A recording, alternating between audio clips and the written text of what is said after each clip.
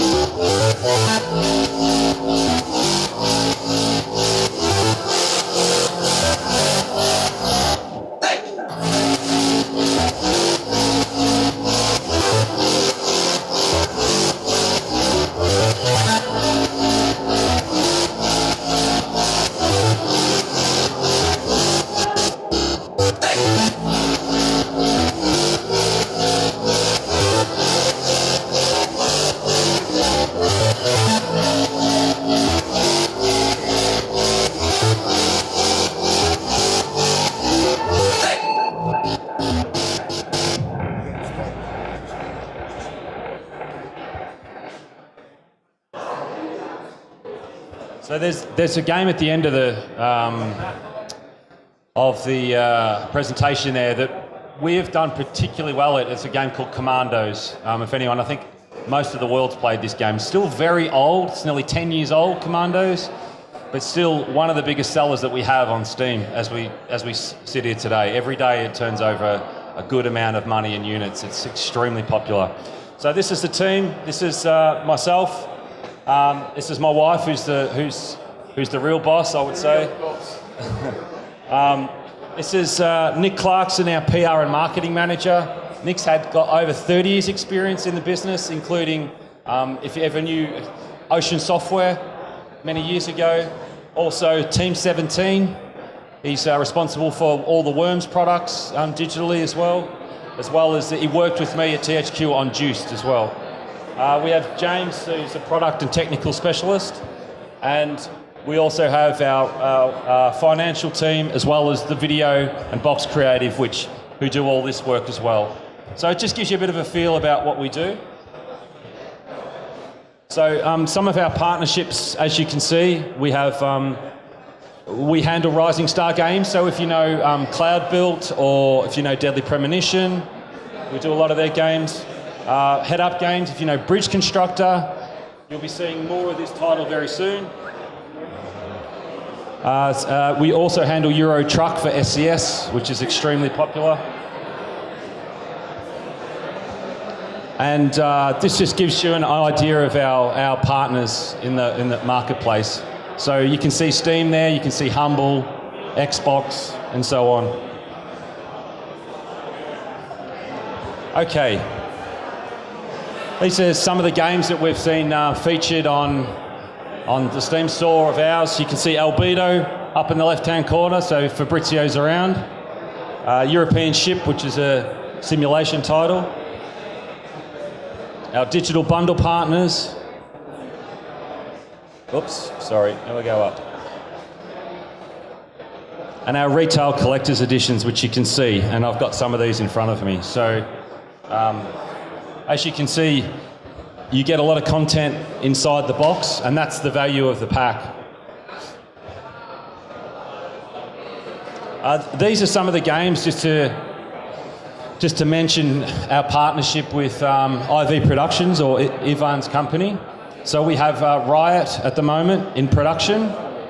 We have Albedo, which is being ported over to PlayStation 4.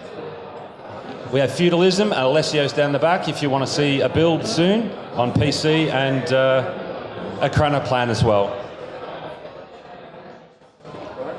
So you probably ask yourself, there's so much choice in the market at the moment. Whether to self-publish, whether you can do everything yourself. Now, one of the key things that we believe in independent publishing, it's about us interlocking our business with your business. And that's the key thing. That's the key difference between our publishing business versus, say, some of the medium level or high publishers. We're always on the phone. We're always talking to Ivan and his team. We're always making sure that they understand what we're doing. So we're an extension of your team, right? We make sure that anything that we do, that you approve, because it's not our game. What we do is a service, right? We have specialties in PR, marketing, sales, finance. Now, anyone can self-publish, and I'm not suggesting for a moment that you shouldn't.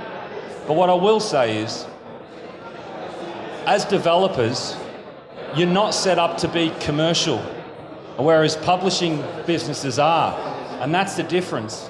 That is the big difference. So if we can help someone that doesn't want to do that job, then let us know.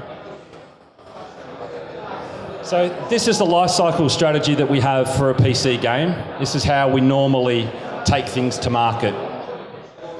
So normally we always launch with a press release and then a coming soon page on Steam, and then news announcements. We push the Steam community. Anyone who is on Steam now knows how important the Steam community is. Who's got titles on Steam here? Yeah? So you all know the importance of, if you don't have the community, you don't get any sales. And it's getting harder. It's getting harder. If you can get the support of big YouTubers, it's great. Q&A, interviews, key giveaways, little things, small things build a community, and that's what we believe in. That's what we believe in. And then of course we have the life cycle of what it goes through at launch. We have a launch discount, then we have a summer sale discount. So we make sure that the product's always in front of mind of the people and the customers. Okay, so I'm just going to do 2 case studies today. So we get into the nitty gritty. This is a title that we launched called Enforcer. Does anyone own this product? Okay. So you'll see from Steam Spy that it's done quite well. So we launched in October 2014. It's a single player, open world, kind of a retro GTA style game. It's built on a cop that works on a shift in a town, and he's got to do his shift, and he has to, I suppose, arrest people, take people in, etc. The game is particularly popular. So sales in the first 6 months, we've done nearly $400,000 US. And in the next 6 months, we'll probably do another 200,000. So the game is featured on YouTube. PewDiePie, do you know PewDiePie? You must know PewDiePie, right? So the biggest YouTuber in the world. The game launched at number 8 on the Steam charts, which is very hard to achieve these days.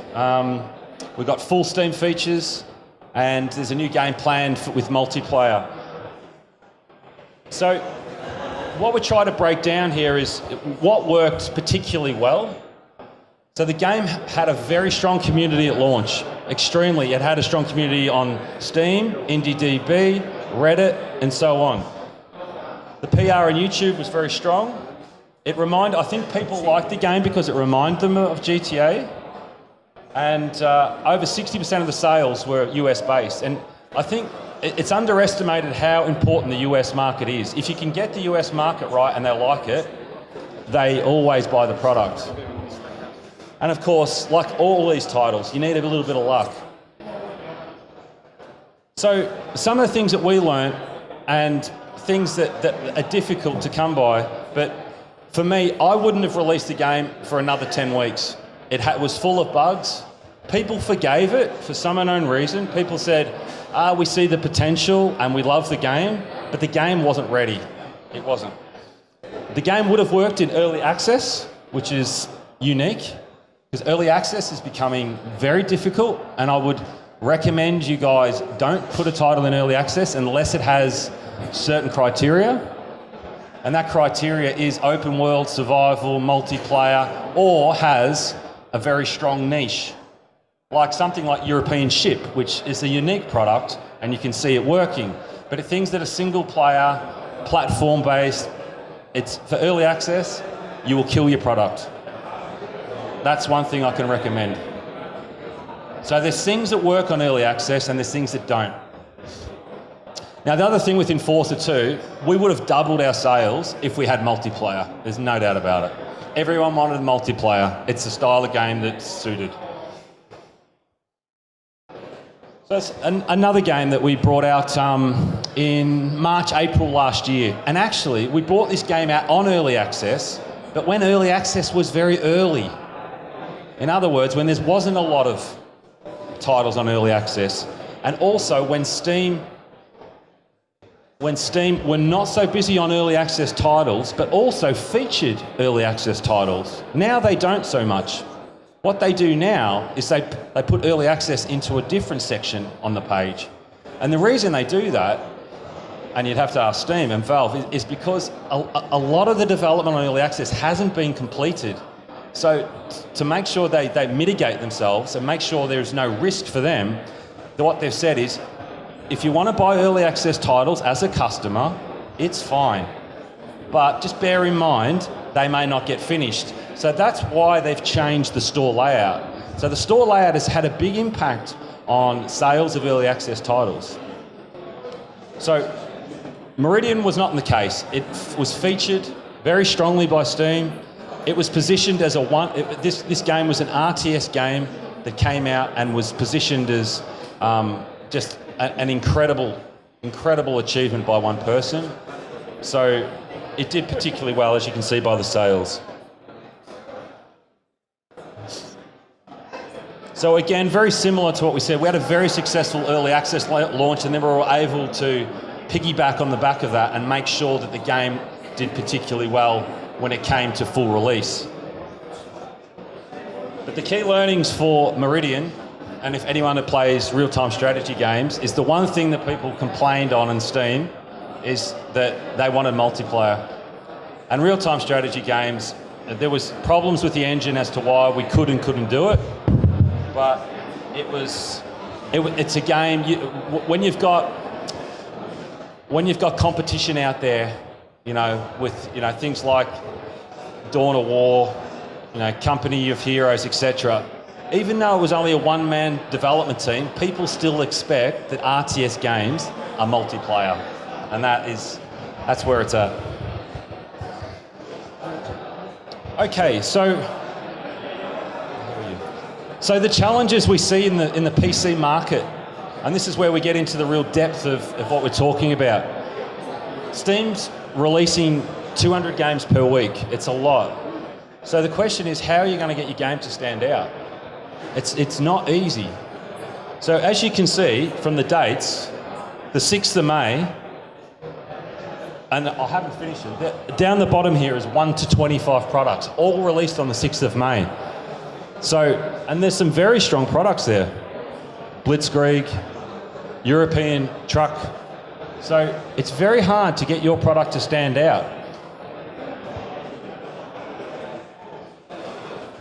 The store changes have been incredibly dramatic in the last 6 months, from changes in the way that they curate the pages. They now have Steam curators, they now have early access, the way they changed early access as well, and also the way that they feature all new releases and popular new releases. Do you understand what I'm saying on this?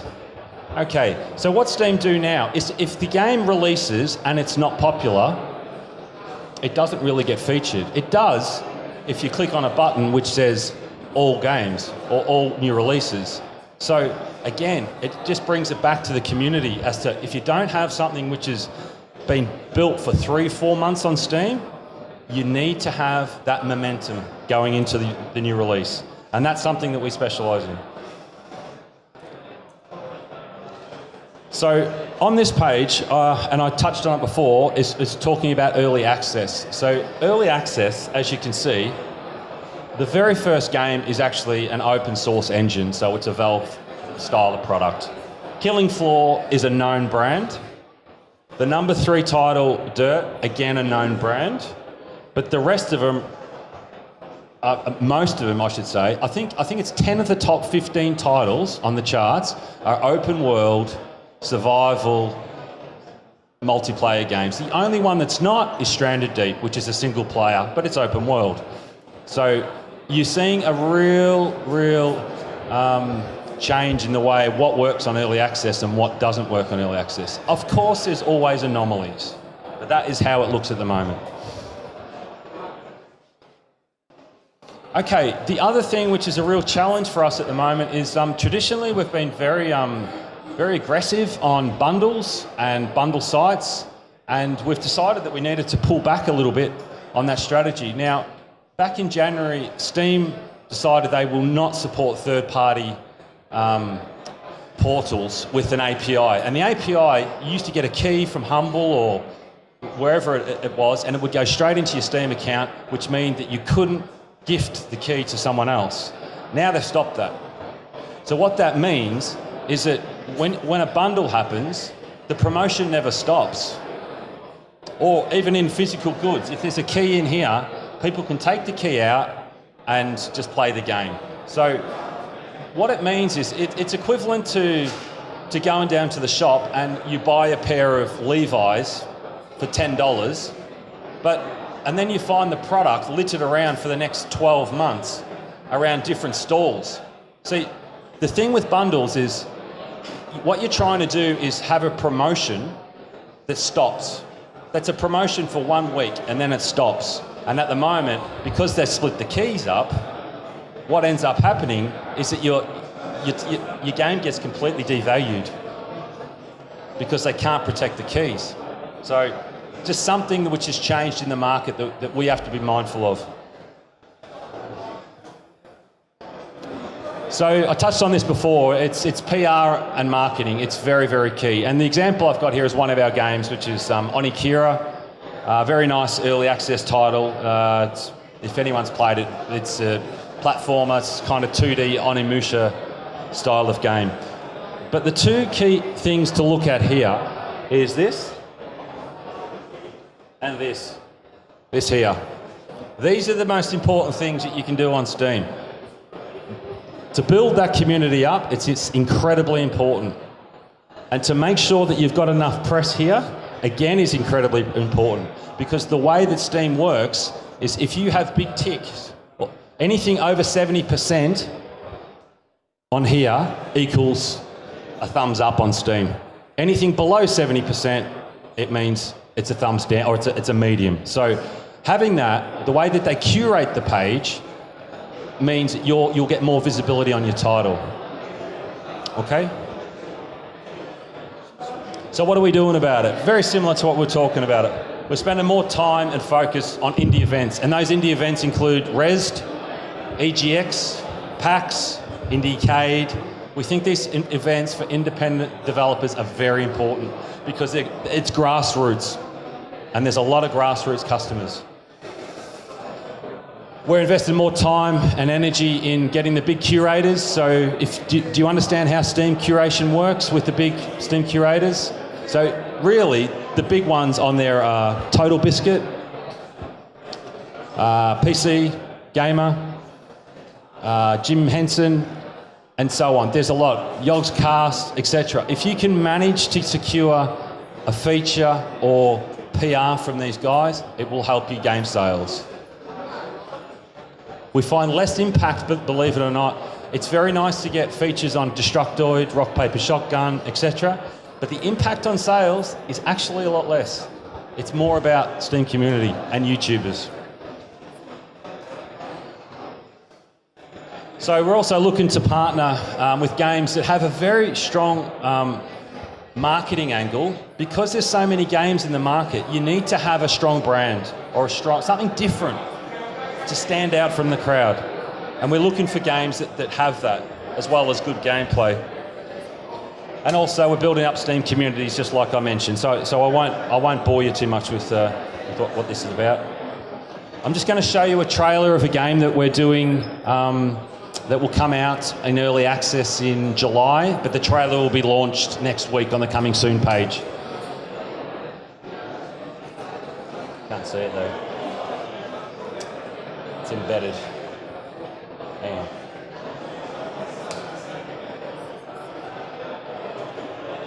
How do I get to the desktop here? Hang on. Well, it wasn't. Oh, here it is. It doesn't want to play though.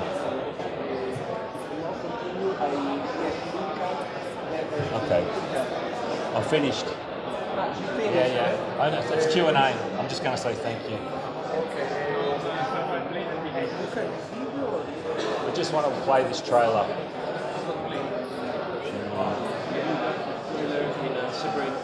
Yeah, no, it's in that file. But where is the file though? Oh, here it is. Oh yeah. It's this one, isn't it? But it doesn't play. We have to play it in this one. Yeah. Yeah. Okay.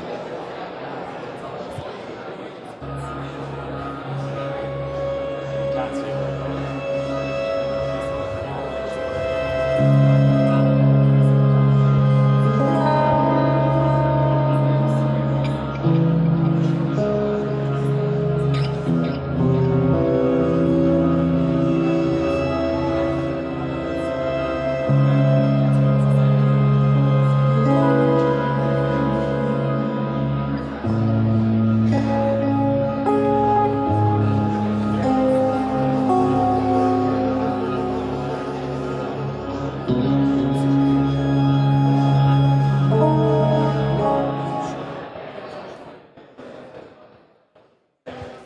the presentation.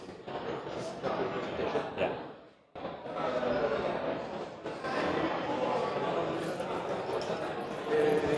So that's the finish of my presentation. So thank you for listening to me.